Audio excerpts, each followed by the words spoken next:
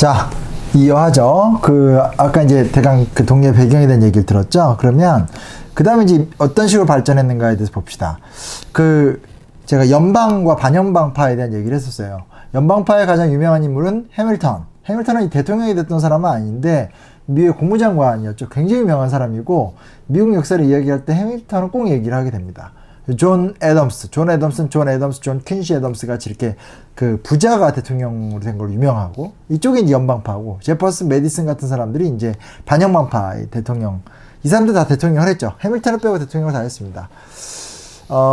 연방파는 그 당시 초기를 기준으로 했었을 때 뉴욕이나 필라델피아에 기반을 하고 있고, 주로 이제 친영국적이고 반프랑스적인, 이건 이제 뭐 영국으로부터 독립을 하자마자 그게 아니에요. 문화적인 걸 얘기하는 거죠. 친영국적이고 반프랑스적이에요. 그럼 무슨 얘기냐?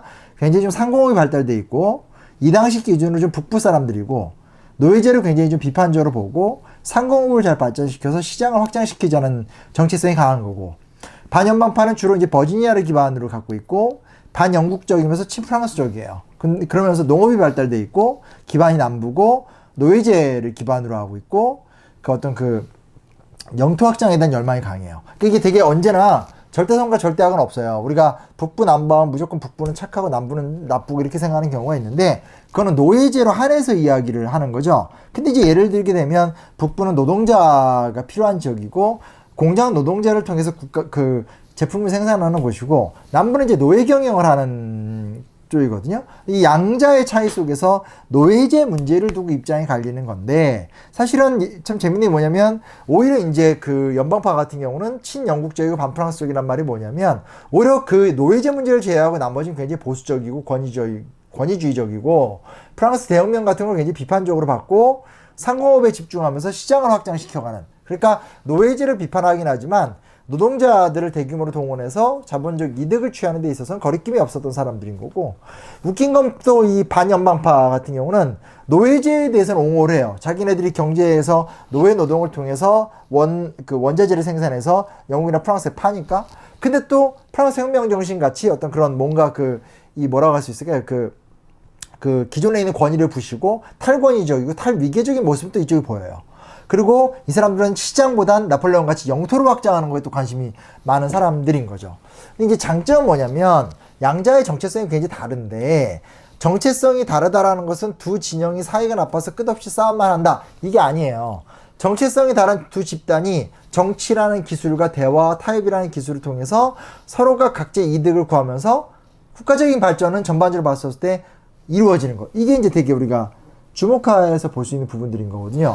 정체성이 다를 수 있어요. 근데 그 정체성이 다른 사람들끼리 경쟁하고 타협하면서 전체적으로 봤을 땐 파이가 커지고 성장하는 효과를 내는 거. 그게 중요한 거예요.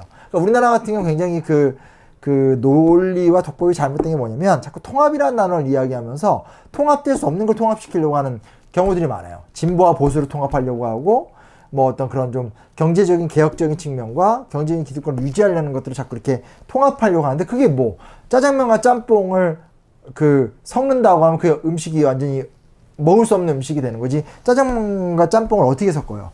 그러니까 한 그릇에다가 부어서 먹을 수가 없잖아요. 이 통합의 논리는 굉장히 한계를 갖고 있죠. 근데 아주 쉽게 얘기하면 이건 일종의 짬짜면 같은 효과를 나는 거예요. 짜장면과 짬뽕을 섞어 먹을 수는 없지만, 그릇을 딱 분할해서 만들면 두 개를 다 맛볼 수 있잖아요. 그런 것처럼 미국 정치의 굉장히 큰 장점, 그리고 미국 정치가 굉장히 큰 성공을 거두게 됐었던 가장 중요한 배경에는 뭐가 있냐면, 연방파, 반연방파가 각자의 가치를 추구하고 이슈를 갖고 경쟁을 하되, 이 미국이라고 하는 전체 파이 자체를 해치려고 하기보단 그 가치 경쟁이 선순환적인 결과를 이뤄내면서 결국은 미국이 어떤 영국, 프랑스의 버금가는 나라로 발전하고, 상업과 농업이 같이 발전하게 되고, 노예제라는 갈등은 결국 남북전쟁을 통해서 해결하게 되는 거죠. 영토도 커지고 시장도 커지고, 이런 어떤 선순환적인 결과를 냈다라는 것들, 이걸 우리가 좀 주목해서 볼 필요가 있는 거예요. 그러니까 정치라는 것은, 그리고 어떤 이 경쟁이라는 것은 경쟁의 치열함, 그리고 상호 적대성, 이걸 부정할 수는 없어요. 그러나 그들이 공존하면서 타협과 타협 안에서의 디테일한 어떤 정치 투쟁을 통해서 양 세력은 끊임없이 변화하지만 전체적으로 봤을 때 그들의 노력 속에서 점점점 파이가 커져가는, 이런 식의 정치가 미국에서는 이것이 구현이 됐다라는 거. 그리고 우리도 이제 그런 정치로 나아가야 된다라는 것들에 대해서 우리가 생각을 좀 해볼 수 있게 된다라는 거죠. 자, 보시면 갈등도 합니다. 그래서 1791년에 해밀턴은 연방은행을 설립하려고 하는데 남부 반연방파를 반대해요. 그러니까 연방은행을 설치한다는 것은 전체 국가 재정을 한 은행에서 통제한다라는 거잖아요. 지금도 미국의 그 연방준비위원회 이런 시스템들이 우리랑 좀 다릅니다. 우리는 한국은행 이런 거 딱 하나밖에 없잖아요. 근데 여튼간에 이제 이런 데서 이제 막 갈등도 벌이는데 흥미로운 게 뭐냐면 이제 결국은 이제 보시면 해밀턴을 중심으로 한 연방파는 이런 식으로 어떤 경제 성장을 도모하고 반대편으로 또 이제 반연방파들은 이제 예를 들면 1803년에 제퍼슨 반연방파의 리더죠. 제퍼슨은 프랑스로부터 루이지나를 매입하면서 미국의 중부 지역을 사요. 미국의 중부 지역을 산다는 건 서부로의 진출이 가능해진다는 거죠. 그리고 나서 1819년 애덤스 오니스 조약을 통해서 플로리다 일대를 편입시킵니다. 플로리다 일대는 에스파냐 땅이었었어요. 그 미국의 최남단, 그 쿠바랑 가까운 지역. 그리고 이제 북위 42도 기준으로 멕시코와 국경선을 확정짓고 이 과정을 통해서 태평양을 진출하고 캘리포니아를 포기합니다. 근데 웃긴 게 뭐냐면 그러니까 북위 42도 기준이라 하면 쉽게 말하면 이제 이렇게 된다는 거예요. 이렇게. 그러니까 원래 여기만 기반으로 하고 있다가 남부를 확보하고 나서 중부를 사들이고 그리고 이 멕시코랑 조약을 맺으면서 위쪽으로만 가는 길을 열었는데 근데 사실 이 나머지 땅, 이 땅이 정말 좋은 땅이거든요. 이 땅을 어떻게 뺐냐? 전쟁을 통해서 뺏어요. 그래서 이런 부분에서 또 이제 이 소위 말하는 초창기 때 약소국이었었던 미국이란 나라가 연방파와 반연방파의 경쟁 속에서 선순환적인 효과가 나타나게 되면서 특히 영토 확장에서 굉장히 큰 성과를 보이게 됐다는 것들. 마지막 1846년 오리건 조약은 이제 그 북부 국경선인 거죠. 이렇게 그 북부 이렇게 쭉 직선으로 나눠져 있잖아요. 그렇죠?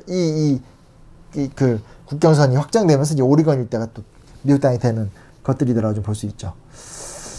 그러니까 이쯤 단계가 돼버리면 미국이라는 나라가 너무 커져버렸고 미국이 갖고 있는 영토의 광대함 또 이 에스파냐를 밀어내면서 즉 그러니까 멕시코는 에스파냐에서 독립한 지 얼마 안 된 나라예요. 결국은 에스파냐와의 독립을 통해서 온갖 힘이 다 빠져버린 멕시코를 상대로 미국이 파죽지세로 승리를 거두면서 이 어떤 서부 지역을 확보하게 되고 영국 입장에서 이제 신대륙에서에 대한 영향력을 포기할 수밖에 없는 상황이 되니까 미국과 영국의 협상을 통해서 이제 딱 선을 그어버리게 되는 거죠. 물론 이러면서 미국은 영국의 동맹국으로 또 발돋움하는 모습들이 있습니다. 그러니까 정치라는 게 굉장히 좀 다면적인 특징을 띈다라고 좀 할 수가 있어요. 보시면 되고. 자, 근데 이제 문제가 뭐냐면 연방파와 반연방파는 비교적 그럭저럭 공존을 잘해왔어요. 가장 컸던 문제가 뭐냐? 이 노예제 문제예요. 노예제. 그러니까 노예제를 남부에선 철저하게 수호하려고 하는 거죠. 노예 노동을 통해서 어떤 그 사탕수수나 목화재배, 면화재배 같은 거에 원자재를 생산하면서 그 물건을 이제 프랑스나 영국에 팔게 되는 거죠. 북부에서 이거 받아들일 수가 없는 거예요. 너무 야만적이고 너무나 잘못된 제도라는 거죠. 근데 어쨌든 연방을 하나로 유지하려면 이 갈등을 잘 좀 조절을 해야 되니까 연방 대통령과 미국 정부가 어떤 방법을 쓰게 되냐면 1802년 이후부터 나름대로 원칙이 있어요. 무슨 원칙이냐면 영토가 계속 늘어나잖아요. 영토가 계속 늘어난다는 것은 새로운 주들이 등장하는 걸 얘기해요. 비율을 맞추는 거예요. 노예주와 자유주. 그러니까 노예주는 노예제도가 있는 주를 얘기하는 거고 자유주는 노예제도가 없는 주를 얘기하는 거예요. 1819년 기준으로 봤을 때 노예주와 자유주가 각각 11개씩 있었어요. 그래서 이 언제나 미국 선거를 이해하려면 상원 의원과 하원 의원이 있는데 상원은 주대표들이고 하원은 오늘날 우리나라 같이 그 국민을 대표하는 사람들인 거예요. 그래서 1819년 기준으로 상원 의원도 남부와 북부에 각각 22명씩이에요. 일부러 이렇게 만든 거예요.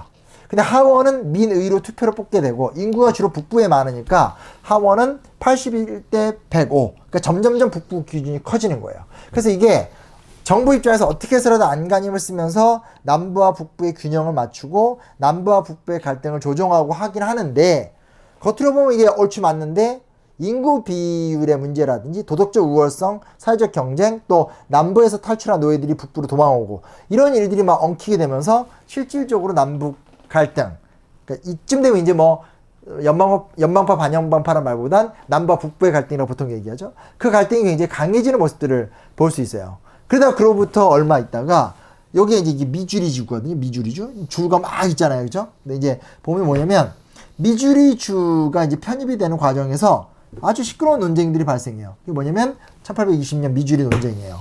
읽어드리면 1차 미주리 타협, 미주리주를 받아들일 때 미주리주는 노예주예요. 노예주인데 루이지애나는 이제 미국 중부를 얘기하는 거예요. 루이지애나 전체 지역 중 미주리 36도 30분보다 북쪽에 있는 지역에서 노예제를 금지한다 라고 하면서 이 미주리주의 노예제를 인정해 준 거예요. 그러니까 이거 뭘 얘기하는 거냐면 지금 위치상 조금 북부에 있잖아요. 그렇죠? 그리고 여기 그러니까 이 주에 여전히 노예 제도가 있다는 것을 연방정부가 인정할 수밖에 없는데 여기에 노예제가 있는 것을 인정하긴 하지만 그 이상의 곳들의 노예제는 인정하지 않으면서 이제 북이 36도 30분이라는 또 기준선을 딱 거버리게 되는 거죠.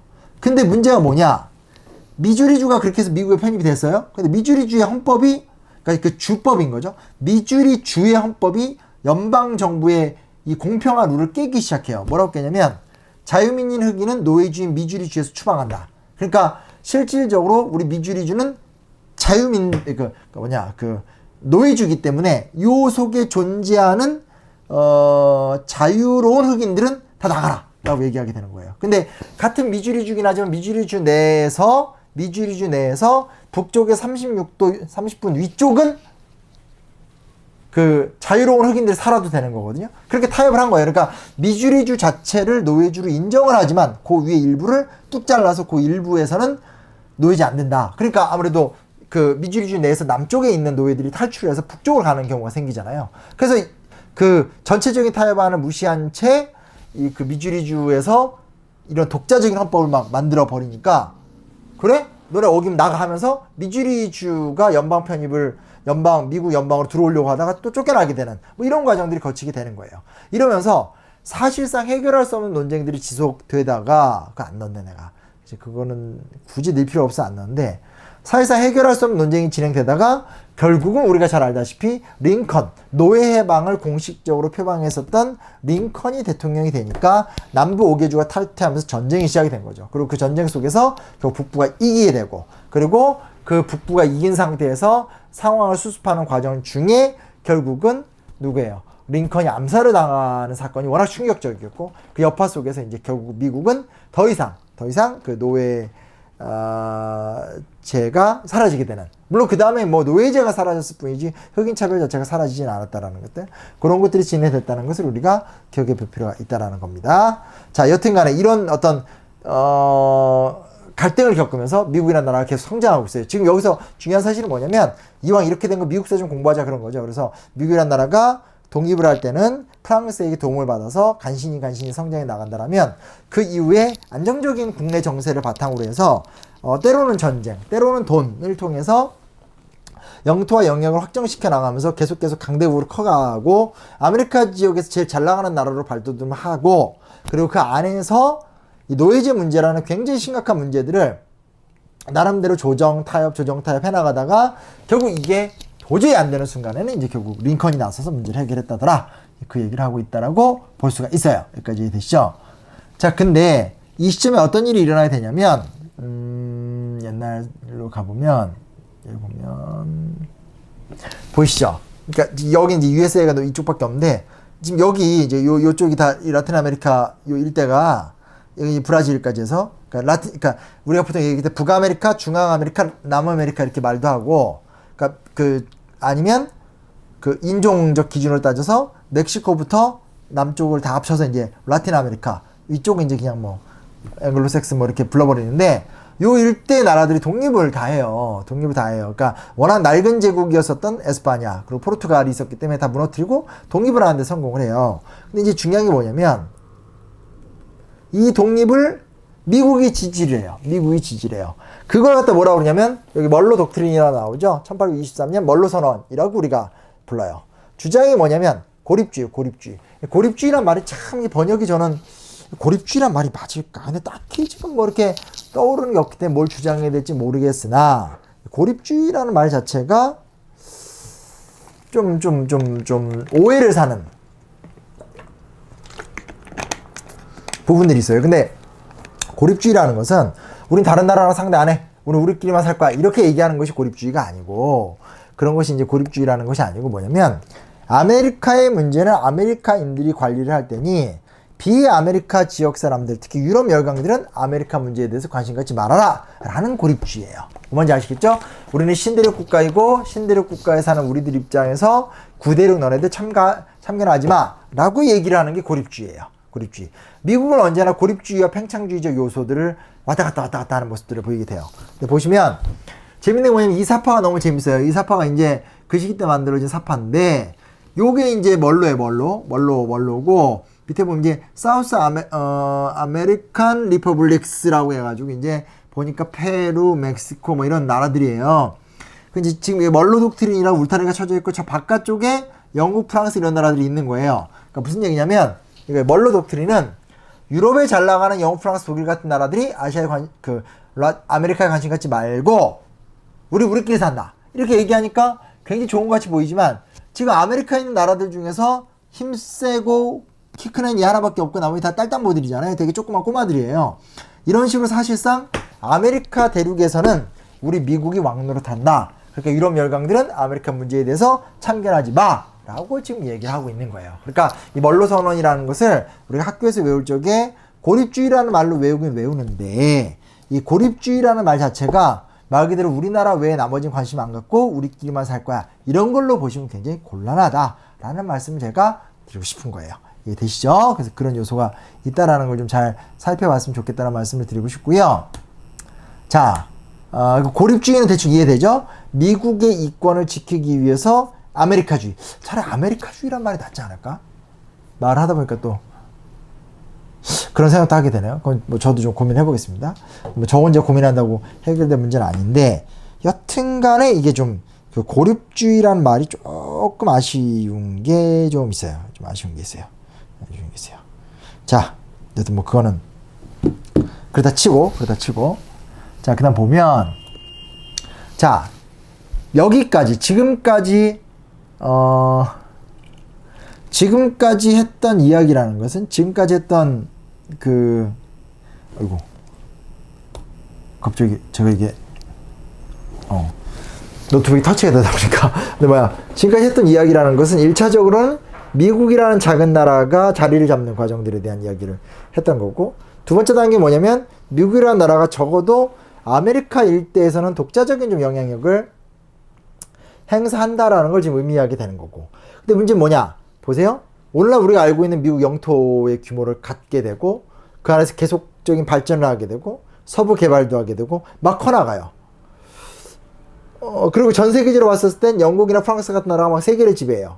미국 입장에서 남북전쟁이 끝난 다음에 가만히 살펴보니까 야 이거 우리도 제국주의 되겠는데 딱 이 생각이 되게 되는 거예요. 그래서 미국은 아메리카에서의 패권, 멀로 선언을 통해서 아메리카의 패권을 장악한 이후에 미국은 곧장 이제 제국주의 국가로 발돋움을 해 나가게 되는 거죠. 근데 여기서 재밌는 게 뭐냐? 제국주의와 도덕주의라는 말도 같이 좀 기억을 해 두실 필요가 있어요. 무슨 얘기냐면 미국은 영국, 프랑스에 비견되는 제국주의적 성격을 유지하되 한편에선 도덕주의적인 태도를 보이면서 영국이나 프랑스식 식민지주의를 비판하는 모습들이 보여요. 그러면서 나름대로 자기들만의 독특한 정체성을 형성하게 되는데 이 차이가 뭔지는 제가 이제 하나하나 설명을 해드리도록 하겠습니다. 자, 일단은 상업주의적 제국주의라는 말을 썼는데 이 대통령이 되게 중요합니다. 사실 원래 이게 예쁘게 썼던 폰트가 있는데 폰트가 다 깨진 다음에 너무 안 예쁜 폰트가 돼버렸었어요. 그래서 이건 좀 제가 폰트를 다음에 수정 한번 해볼게요. 자, 뭐냐? 공화당의 시대, 윌리엄 맥킬리, 티 루스벨트, 하워드 태프트의 시대라고 보통 얘기를 하게 됩니다. 그래서 1896년부터 1913년 사이에 해군력이 굉장히 강화가 되는 기간이다라고 얘기를 하게 되고 이때 특히 티어도어 루즈벨트가 청지기 대통령론을 이야기하면서 헌법이 금지하지 않는 모든 외교적 의지와 정책을 집행하는 것이 대통령의 의무다라고 천명을 해요. 1890년 셔먼 반트러스트법을 통해서 이 티어도어 루즈벨트는 기업합병과 독점을 금지하고 이것이 결국은 미국 대기업의 해외 진출을 촉진시키는 효과가 났다라고 제가 쭉 써놨어요. 뭔 얘기냐 설명을 드리도록 할게요. 자, 드디어 공화당의 시대가 들어하게 됩니다. 또 근데 이게 사실 이때 공화당과 지금 공화당이 다르고 이게 뭐 이때는 또 민주당이 없었나 뭐 그래요. 그래서 뭐 별 의미가 있는 건 아닌데 여튼간에 중요한 사실은 뭐냐? 티어도 루즈벨트, 하워드 태프트, 뭐 맥킨리 이런 사람들이 굉장히 약진을 하면서 공화당의 전성기를 열게 되는데 그중에 가장 대표적인 사람은 티어도 루즈벨트예요. 이 루즈벨트와 우리가 헷갈리면 안 되는 게 2차 세계대전 중에 나타났었던 대공황기에 있었던 프랭클린 루즈벨트가 있어요. 그 둘은 다른 사람입니다. 자, 루즈벨트인데 이 사람의 행동이 굉장히 이중적이에요. 그게 뭐냐? 지금 나는데 이 사람은 이 당시 아주 예외적으로 대통령 선거를 하는데 전국을 돌아다니면서 시민들을 만나요. 이야기하고 악수 나누고 당연한 거 아니에요? 라고 생각할 수 있는데 대통령 후보가 시민들을 만나서 시민들의 이야기를 듣고 요즘 말로 얘기하면 국민의 대통령이 된다. 이런 거는 원래 미국 정치에서 보여주던 모습이 아니에요. 원래 미국 정치는 철저하게 엘리트 정치고 명문가의 명문 가문 사람들끼리 모여서 자기들끼리 하는 정치였었거든요. 근데 누구야? 테오도르 루즈벨트가 완전히 그 틀을 깨버리는 거예요. 그 틀을 깨면서 직접 돌아다니면서 시민과 만나고 국민의 목소리를 듣고 그리고 국민의 목소리를 들으면서 국민들이 원하는 공약을 쟁취하기 시작해요. 그래서 그 중에 대표적인 게 셔먼 반트러스트법인 거죠. 미국이 산업혁명이 일어나고 산업혁명이 엄청난 속도로 발전하다 보니까 미국의 소수의 기업들이 특정 시장을 완전하게 다 장악하는 모습들이 생겨요. 대표적인 게 록펠러 같은 사람인 거죠. 석유 시장을 완전히 합병하는 것들. 송유관이라는 시스템을 처음 도입해서 기름에 대한 어떤 석유에 대한 독점권을 이제 확보한다라든지 이런 모습들이 이제 등장을 하게 되니까 사실상 자본가들만 성장하게 되고 국민들은 배가 고파지게 되고 이 문제가 돼요. 그래서 이제 결국은 티어도르 루즈벨트가 적극적으로 어떤 그런 활동들을 그 국민과 함께 호흡하는 활동들을 해 나가면서 결국 이제 대통령이 된 다음에 셔먼 반트러스트법 기업을 분할시켜버리고 기업이 합병하거나 함부로 시장을 독점하거나 하는 행태들을 다 막아내면서 건전한 국민 경제를 이끄는 데 있어서 티어도르 루즈벨트가 굉장히 좀 중요한 역할을 했다라고 우리가 봅니다. 근데 흥미로운 게 뭐냐면 한편에서 이 사람은 또 다른 모습을 보여요. 그게 뭐냐? 청지기 대통령론인데 헌법이 금지하지 않은 모든 외교적 의지와 정책을 집행하는 것이 대통령의 의무다. 이게 뭐냐? 헌법은 핵심적인 이야기만 했는데 헌법에서 하지 말라고 하는 건 하면 안 되죠. 그러나 헌법이 하지 말라고 말하지 않은 거 혹은 헌법이 좀 더 적극적으로 얘기하려고 한 건데 국회나 다른 데서 신경 쓰지 않는 거는 내가 다 할 수 있다라고 얘기하는 거예요. 특히 이 티어도르 루즈벨트는 뭐에 적극적으로 나가게 되냐면 해외에 나가면 의회의 제한을 받지 않거든요. 해외에 나가서 식민지를 개척하거나 해외에다가 해군력을 발전시켜서 제국주의적 영향력을 높이거나 이런 것들에 대해서 또 굉장히 적극적인 사람이에요. 그래서 이 루즈벨트의 어떤 그 새로운 정치라는 것은 미국 정치와 미국 사회에 굉장히 큰 변화를 일으키게 됩니다. 내부적으로 굉장히 개혁적이고 미국인들을 위한 굉장히 의미 있는 행동들을 많이 하지만 국제적으로 봤을 땐 미국이란 나라가 제국주의를 발돋움하게 되고 그런 모습들을 우리가 좀 살펴볼 수 있게 되는 거죠. 지금 이제 이 연도가 별로 감이 안 오지만 1896년이면 독립협회 만들어지게 되는 때고 1905년 카사르 테프트 밀약 아마 한국사 공부한 친구들은 알겠지만 미국의 필리핀 지배와 일본의 조선 지배를 맞바꾸었었던 카스로 테프트 밀약을 추진했었던 대통령이 바로 이 사람이에요. 그러니까 내부적으로는 굉장히 청렴하고 개혁적인 대통령인데 외부적으로 매우 호전적이고 제국주의적인 방향성을 띠게 되는 모습들 같은 것들을 우리가 좀 살펴볼 수가 있게 되는 거죠. 그러면서 이 티어도르 루즈벨트 시대 때부터 적극적인 제국주의적 모습을 보이게 되는데 참 재밌어요. 이때 보시면 이게 쿠바란 나라예요. 쿠바 보이시죠? 쿠바? 플로리다주고 멕시코예요. 그러니까 쿠바가 굉장히 꽤 큰, 물론 이제 쿠바는 여기까지고요. 여기 이제 도미니카 공화국, 뭐 아이티 등등 한번 가보고 싶어요. 저도 못 가봤거든요. 근데 진짜 좀 비행기 타고 배 타고 돌아다니면서 한번 좀 살펴보고 싶어요. 이렇게 이 큰 바다에 이쪽은 대서양이고 이 안쪽은 캐리비안, 카브리에고 이제 이쪽은 또 멕시코 많이거든요. 그래서 참 독특한 곳인데 저도 아직 가본 경험이 없어요. 가볼 일이 있겠죠? 꼭 그런 일이 생겼으면 좋겠다라는 생각을 해보게 되는데 여튼 자 보면 이 일대가 원래는 영국 쿠바죠. 쿠바. 이 일대가 쿠바의 식민지였었어요. 이 일대가 에스파냐 스페인의 식민지였었어요. 스페인 힘이 없죠. 쿠바에서 엄청나게 독립운동이 일어나요. 너무나 에스파냐가 식민지를 착취했기 때문에 어떻게 해서라든지 이걸 변화시키고자 하는 노력들이 굉장히 많이 진행이 돼요. 근데 그 과정 속에서 쿠바가 도움을 요청했던 나라가 미국이에요. 미국 자체도 노예제를 없애고 이러면서 좀 진보적 기풍이 있었기 때문에 이 쿠바 사람들은 미국이 도와주면 우리에게 유리하다라는 생각을 하면서 일종의 쿠바 독립운동가들과 미국의 지식인들 사이에서의 어떤 연대체가 이제 어떤 연합의 모습들이 결정이 되게 되고요. 결국은 미국 군대가 쳐들어가서 에스파냐 군대를 몰아내면서 쿠바가 독립을 하게 되는 과정을 살펴보게 됩니다. 근데 웃긴 게 뭐냐면 이러면서 이제 쿠바, 푸에르토리코, 괌, 필리핀 같은 게 이제 미국의 영역 안에 들어오게 되는데 텔러 수정안이라고 그래서 이제 미국이 이제 최초로 해외 원정을 하면서 의회를 설득을 해요. 근데 그 설득하면서 합의본 내용이 뭐냐면 읽어드릴게요. 쿠바의 개입은 하되 병합은 하지 않겠다. 쿠바의 평화를 정착시키는 것만을 목적으로 하고 쿠바의 관할권이나 통제권을 행사할 의도가 없으며 목적 달성 시 쿠바를 쿠바인들에게 돌려주겠다라는 굉장히 모호한 뭐 이렇게 할 거면 왜 원정을 해요? 그러니까 쉽게 말하면 이 말들을 보게 되면 쿠바에서 에스파냐를 몰아내긴 하지만 쿠바인들은 나라를 세워줄 것이고 쿠바의 평화를 정착시키는 것 정도 하는 거지만 식민지를 운영하진 않겠다. 때가 되면 우리 군대 빼고 쿠바가 알아서 돌아갈 수 있도록 우리는 지원하는 걸로 만족하겠다. 지금 이렇게 얘기하고 있는 거예요.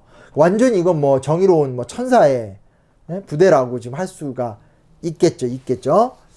그리고 이런 모습들은 사실은 영국이나 프랑스하고는 확실히 다르죠. 영국과 프랑스는 군사 출정을 하는 건 그 지역을 점령하기 위해서 하는 건데 안 한다라는 거예요. 그러면서 쿠바를 독립시킨 다음에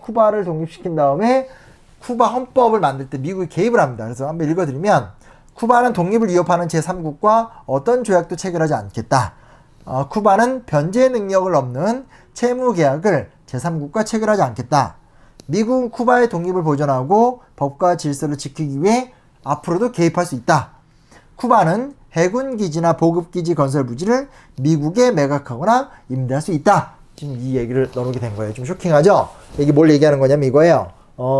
우리가 군대를 풀어서 너네 나라를 점령하진 않아. 그러나 너네가 독립을 하되 너네는 영원히 우리 편이어야 되고 너네들이 독립하여서 이루어지게 되는 어떤 그런 경제적 결과물이라는 것이 우리 미국의 이득이 돼야 돼 라고 하는 새로운 형태의 제국주의가 등장하게 된 거죠. 그러니까 그 전까지 미국이 아닌 영국과 프랑스는 군대를 끌고 가서 식민화시키고 그 식민화된 영토에서 경제적 이권을 갈취하는 구조를 띄었더라면 미국은 그 나라를 식민화시키진 않으면서 그 나라의 시장을 미국에 종속시키려고 하는 좋게 말하면 진일보한 제국주의. 그러니까 이게 이제 미국의 도덕주의거든요. 나쁘게 말하면 변형된 제국주의. 후자 쪽에 가깝겠지만 어쨌건 간에 이런 행동을 하게 됩니다. 근데 여기다가 왜 도덕주의란 말을 붙여주냐면 어찌됐건 미국은 식민지를 만드는 걸 극도로 싫어해요. 그래서 미국은 물론 필리핀을 지배했던 적은 있지만 미국 같은 경우는 식민지를 거부하는 특징들, 영국이나 프랑스가 지향하는 식민지를 거부하고 대신에 해당 지역의 경제 이권을 확보하는 것 정도에서 만족을 하게 되는, 그러니까 좋게 말하면 미국식 도덕주의고 진일보한 제국주의인 거고 나쁘게 말하면 이거 도찐개찐 아니냐, 완전 얄미운 빨대 꼽는 뭐 그런 거 아니냐라고 또 비판을 할 수도 있어요. 뭐 동시적인 거죠. 그래서 지금 내용을 보면 쿠바 헌법에 독립을 위협하는 제3국과 어떤 조약도 체결하지 않는다. 그러니까 쿠바는 앞으로도 영원히 미국의 동맹국이다라고 지금 얘기를 하게 되는 거고, 변제 능력이 넘는 채무 계약을 제3국과 체결하지 않는다. 역시 똑같은 얘기인 거죠. 그렇죠? 그러니까 감당할 수 없는 빚을 진다는 것은 그 나라의 식민지가 된다라는 것이고, 또 앞으로도 이런 것들을 유지하지 못하면 우린 군대를 끌고 간다라고 얘기하고 있는 거고, 필요한 상황에 따라서 너네 나라 땅이긴 하지만 우리나라 군사기지 좀 짓겠다. 이쯤 되면 이제 막 갑자기 우리나라에 들어온 미국이 생각이 나게 되고 뭐 그런 것들을 좀 볼 수가 있게 되는 거죠. 그렇죠? 1902년에는 이렇게 다 조약을 맺어놓고 미국은 쿠바에서 철수를 하게 됩니다. 그리고 이제 여기다 지도를 다 못 그렸는데 그 남태평양을 따라와서 하와이, 괌, 사이판, 필리핀까지 정복을 하게 됩니다. 지금 보시면 이제 뭐 다른 지도긴 한데 괌, 사이판 여기 있잖아요. 그렇죠? 예. 그리고 이제 필리핀 여기 있죠. 여기 있죠. 대충 느낌이 오시죠? 남태평양에 이제 여러 영토들을 점령하거나 섬을 자기네 땅으로 만든 다음에 북태평양을 진출하려고 해요. 당연히 상황이 어떤 상황이냐? 중국에 대한 이권을 여러 나라들이 나눠 가지고 있었던 상황이고, 그러니까 중국은 이제 식민지는 아니지만 일본과 조선은 일본의 병합이 되어 있었던 상황인 거고, 북쪽으로는 지금 러시아가 영향력을 행사하고 있었던 상황이었던 거죠. 사실은 이제 미국은 이때 만주를 굉장히 진출하고 싶어 했었어요. 근데 참 재밌는 게 뭐냐면, 자, 필리핀과 하와이를 미국이 병합한 다음에 중국 문제에 비로소 개입을 하기 시작해요. 그게 그 유명한, 이제 이게 왜 이렇게 되지? 여기, 잠시만, 이래서, 아니네. 그냥 안 되네. 그냥 해야 되겠다. 이게 이래서, 폰트가 깨지니까 좀 달라지는데, 이 문호개방선언이라고 얘기하게 되는데, 한번 읽어볼게요. 각국은 여타 국가의 계양장이나 기존 이익을 침해하지 않을 것.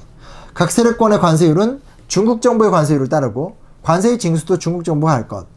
여강은 자기 세력권 내의 입항료와 철도 운송료를 자국에만 유리하게 차별적으로 책정하지 말 것. 요게 이제 1차 문호개방선언 때고, 2차 문호개방선언 당시에는 중국의 영토 보존과 행정적 통일을 지지한다라고까지 얘기를 해요. 이미 이 얘기를 들으면 미국 천사죠. 왜냐하면 지금 보시면 결국은 중국 내에서 벌어지는, 아시아의 가장 그 큰 시장 중국이니까 중국 내에서 벌어지는 경제적인 문제에 대해서 중국 정부가 알아서 관세도 매기고 중국 정부가 통할하게 해라. 그리고 열강들이 장악하고 있는 세력권 내에서도 공통의 어떤 표준적인 룰을 마련해서 함께 잘 먹고 잘 살자, 이렇게 얘기를 해요. 거기다 심지어 2차 문호 개방선언 당시에는 중국의 영토와 중국의 통일을 지지한다라는 선언까지 하게 돼요. 그러니까 이 내용만 이렇게 우리가 쭉 보고 있으면, 미국이라는 나라는 굉장히 공명정대한 나라고, 미국이라는 나라는 어떤 중국같이 어려운 나라의 형편도 배려하는 나라구나, 이런 생각을 할 수 있다라는 거예요. 근데 이제 이게 사실은 그렇지 않아요. 왜 그러냐면 이 조항은 뒤늦게 온 사람이 어디 이거 뭐 이렇게 따먹을 콩고물 없나, 거의 그런 것 때문에 지금 이런 주장을 하게 되는 거예요. 왜냐면 방금 말씀드렸듯이 실제로 북쪽에서는 어디예요? 러시아, 일본, 산동반도에서는 독일, 그리고 또 프랑스, 중 남부에서는 프랑스, 프랑스, 영국, 뭐 이런 나라들이 중국의 시장을 장악하면서 그 거대한 중국 대륙의 곳곳에서 영향력을 지금 행사하고 있는데, 쉽게 말하면 오직 어디예요? 오직 어디냐, 여기 미국만이 꽂을 수 있는 숟가락이 없는 상태라는 거예요. 그러니까 이제 결국 뭐냐면 중국 편을 들어주면서 은근 끼고 싶어 하게 되는 거죠.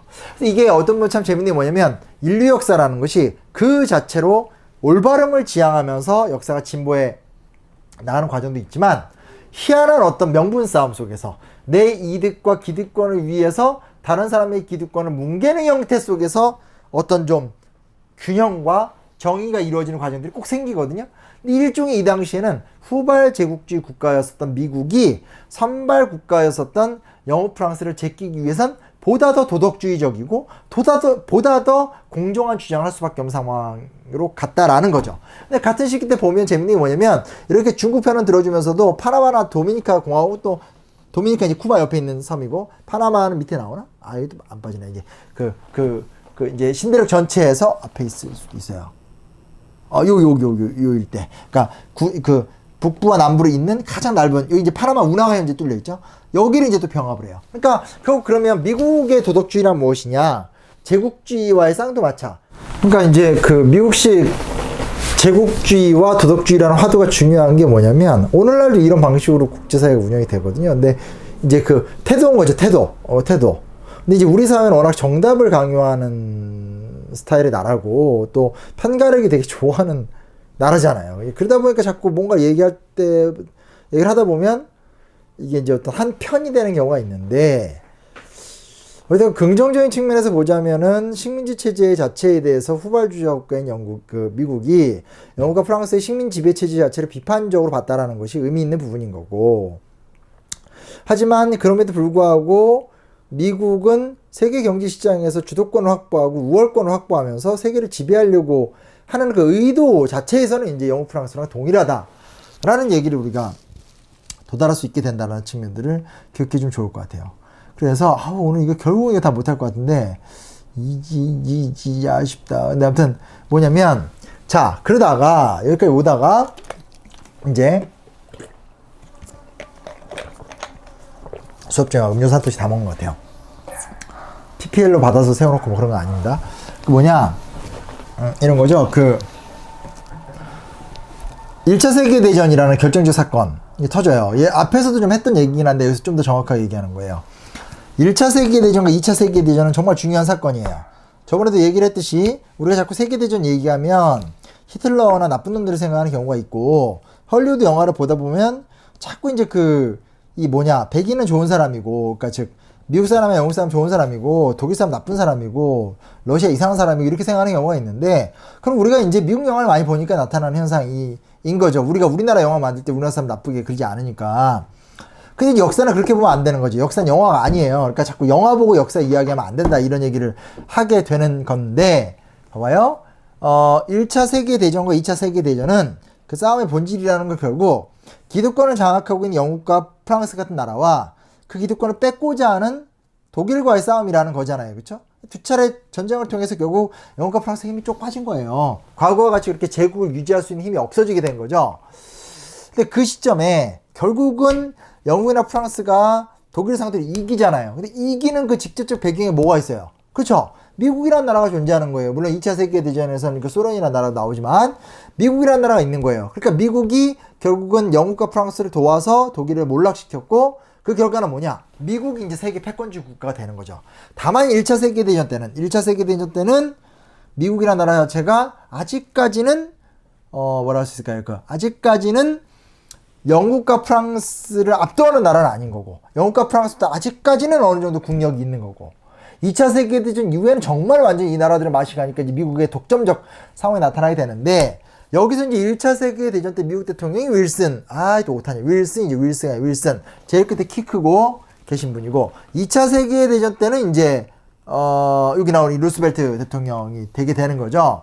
자, 근데 이 윌슨 대통령이 성공은 못하지만 굉장히 중요한 얘기를 해요. 뭘 하냐면, 하나는 이 사람이 이제 국제연맹을 만들자는 얘기와 자유무역주의 두 가지를 제창해요. 그러니까 무슨 얘기냐? 국제연맹을 만들자. 이건 뭐냐? 자꾸 이렇게 제국주의를 찢어져서 네 편 내 편 이렇게 싸우지 말고 우리가 함께 모여서 함께 수기하면서 문제를 풀어보자. 지금 그 얘기를 하는 거예요.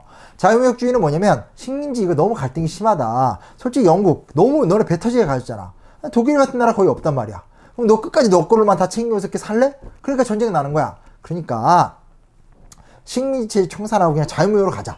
자유무역으로 가봤자 너네 영국 좋은 제품 만들지 않냐. 이렇게 얘기를 하는 거예요. 그래서 이 소위 말하는 1차 세계대전을 끝난 다음에 우리 학교에서 외우잖아요. 파리 강화회의, 민족 자결주의, 3.1운동, 임시정부 수립. 요 포인트가 세계사적으로 굉장히 중요한 게 뭐냐.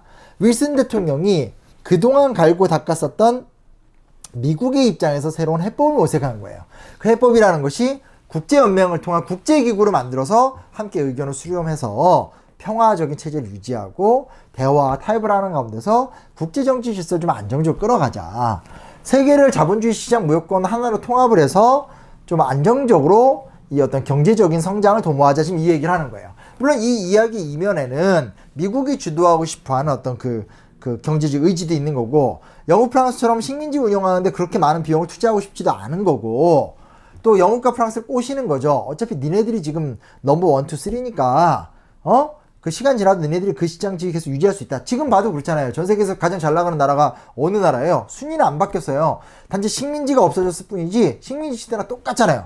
유일하게 바뀐 건 중국 하나가 있죠. 그러니까 미국, 영국, 프랑스, 독일, 일본, 중국은 이제 나중에 치고 올라온 거고. 그러니까 보면 뭐냐면 순위가 안 바뀌었다라는 거예요. 그러니까 이렇게 가자라고 얘기를 하는 거예요. 근데 이제 이게 이때는 안 먹히게 되는 거죠. 왜냐면 아직까지는 세계는 제국주의 시대인 거고, 미국이 그렇게까지 독점적인 영향력을 발휘할 수 없는 거고, 미국의 대안이라는 것이 그렇게까지 매력적이진 않았던 거니까, 전쟁이 또 한 번 이제 터지고 나서 이제 이 체제는 관철이 되게 되는 거죠. 그건 오늘 시간 관계에서 못하고 다음 시간에 자세하게 말씀을 드릴게요. 근데 뭐가 있냐면, 이때 이제 미국에 또 딜레마가 생겨요. 뭐가 생기냐? 가만히 보니까 세계 독재 국가가 되게 많네? 특히 이때 이 라틴 아메리카, 중앙 아메리카만 얘기하는 거예요. 그러니까 이제 미국의 이상은 민주주의잖아요. 결국 미국이 보기에 미국식 체제가 세계 최고예요.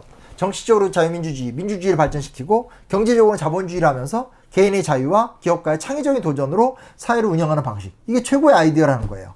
사실 그것에 대해서 여러 비판점을 이야기하지만 현재까지도 그 아이디어를 뛰어넘는 새로운 대안은 현재 존재하지 않아요. 다만 그 품목과 물건이 뭐고 그것이 갖고 있는 독과점이나 여러 시장적인 문제를 교정하는 정도인 거지, 자본주의보다 사회주의가 먼저 무너졌고 결국은 히틀러부터 시작해서 스탈린까지는 다 전체주의자들인데 전체주의보다는 집단주의나 어떤 전체주의보다는 개인주의나 자유주의나 민주주의가 낫다라는 것이 지금 현재까지는 그대로 인정이 되고 있는 상태잖아요.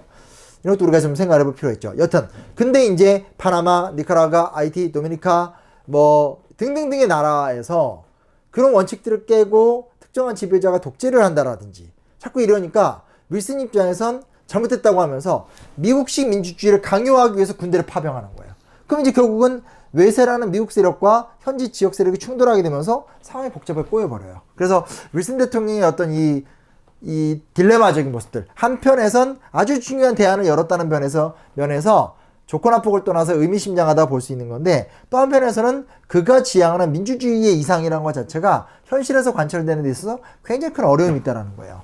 나중에 뭐 이제 우리나라 같은 경우 웃긴 게 뭐냐면, 우리는 워낙 요충지고 우리나라의 어떤 독재자들도 한미동맹을 무시하지 않거든요. 근데 미국과의 동맹체제는 굳건하게 유지를 하되, 네, 독재국가는 만들잖아요. 그러니까 또 이제 거기서 미국은 또 모른 척 하잖아요. 그래서 이런 식으로 어떤 그 국제적인 문제를 주도하는 나라로서 여러 딜레마들이 이제 요 과도기 때 보이게 되고 2차 세계대전을 통해서 확실하게 전 세계적인 질서로 자리 잡히게 된다. 그 얘기는 다음 시간에 하고 하면서 이제 동아시아 역사를 좀 넘어가는 과정으로 가봅시다. 대충 이해되죠? 그래서 오늘 우리가 했던 이야기는 서양 역사에 대한 총정리 한번 했고, 오늘날 우리 시대를 이해하기 위해서 미국을 이해해야 되잖아요. 그래서 미국이 어떤 식으로 성장해 왔는가에 대한 핵심적인 메커니즘을 다 이야기했으니까 잘 숙지하시고 대비하면 좋을 것 같아요. 오케이? 자, 오늘 수고했고 과제 올리세요. 수고했어요. 다음번에 만나요. 끝!